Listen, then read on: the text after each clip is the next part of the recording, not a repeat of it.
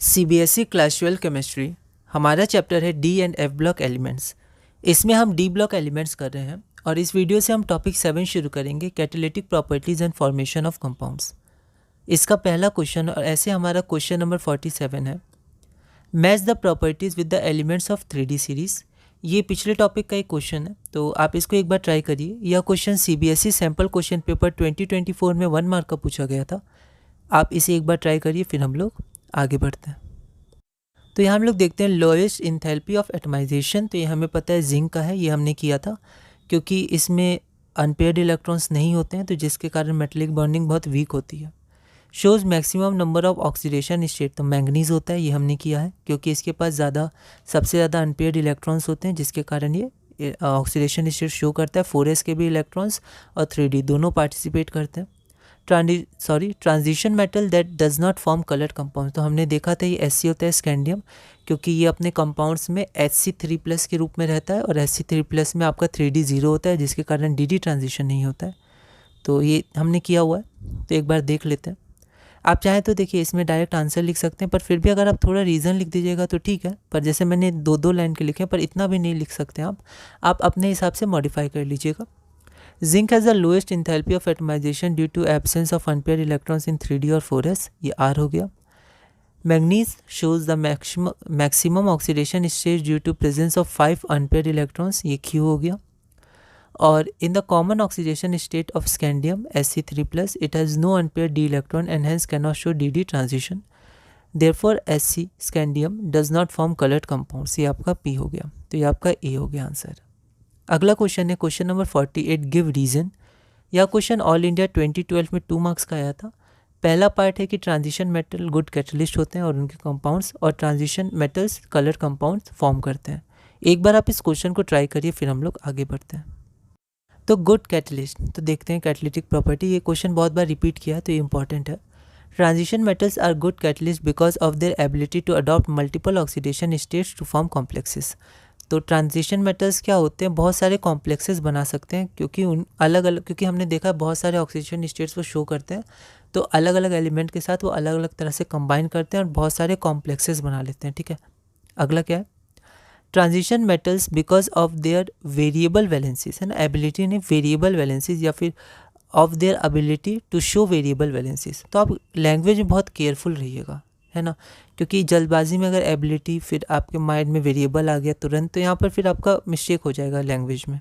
तो आप बहुत ही ध्यान से लैंग्वेज को देखिएगा। ठीक है, transition metals because of the variable valencies and vacant D orbitals form unstable intermediate compounds. ठीक है, तो ये क्या करते हैं, कई सारे इलेक्ट्रॉन्स को ले सकते हैं। ठीक है, लेविस एसिड की तरह भी काम करते हैं। ठीक है, तो हमने ऑर्गेनिक में कुछ देखा है कि कई बार हमारा ट्रांजिशन एलिमेंट्स कैटलिस्ट के रूप में काम करते हैं। ठीक है, तो ये अनस्टेबल इंटरमीडिएट कंपाउंड्स बना सकते हैं, वैलेंट इलेक्ट्रॉन्स में अपने इलेक्ट्रॉन ले सकते हैं वैलेंस डी ऑर्बिटल्स में, तो इसलिए ये अनस्टेबल इंटरमीडिएट कंपाउंड्स बनाते हैं and provide a new path with low activation energy for the reaction.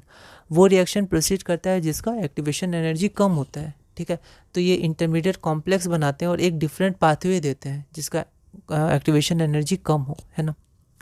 तो इसी कारण ये कैटालिटिक प्रॉपर्टी या कैटलिस्ट की तरह काम करते हैं ना। एनसीईआरटी में इसकी थ्योरी दी है, आप उसको पढ़ सकते हैं और लैंग्वेज आप अपने हिसाब से मॉडिफाई कर सकते हैं।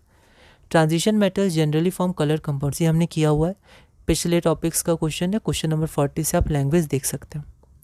अगला क्वेश्चन है question number 49, which of the following characteristics of the transition metals is associated with their catalytic activity. हमने अभी देखा 4 ऑप्शन है आपके पास, सीबीएसई 2023 में 1 मार्क का पूछा गया था।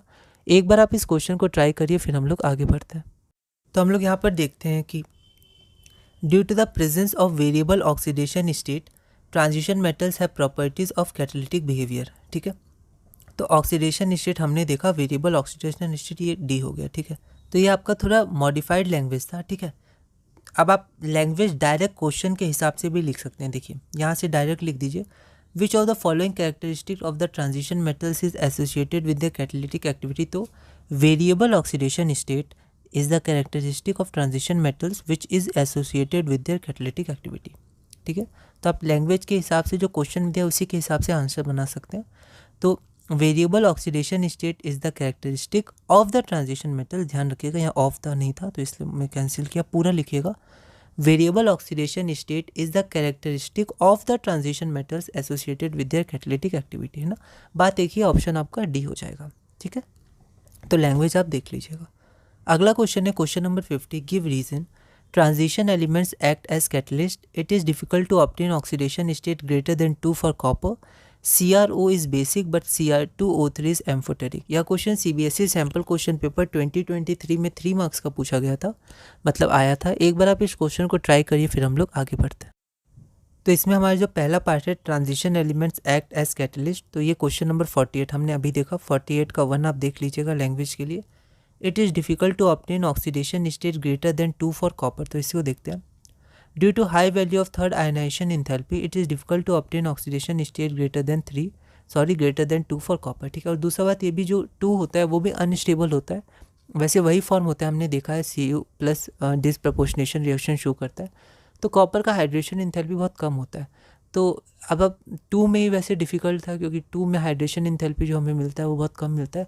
3 में तो और दिक्कत हो जाएगा, आयनाइजेशन एंथैल्पी बहुत बढ़ जाता है, ठीक है। तो यहाँ पर आपका रीज़न हो जाएगा due to high value of third ionisation enthalpy. अगला पार्ट है CrO is basic but Cr2O3 is amphoteric. देखते हैं इसका reason. Oxidation state of chromium in CrO is +2, ठीक है। And this oxide is basic in nature, तो ये क्या है, बेसिक इन नेचर है। The oxidation state of Cr in Cr2O3 is +3, ठीक है, तो +3 है। And as the oxidation number of a metal increases it's acidic character increases.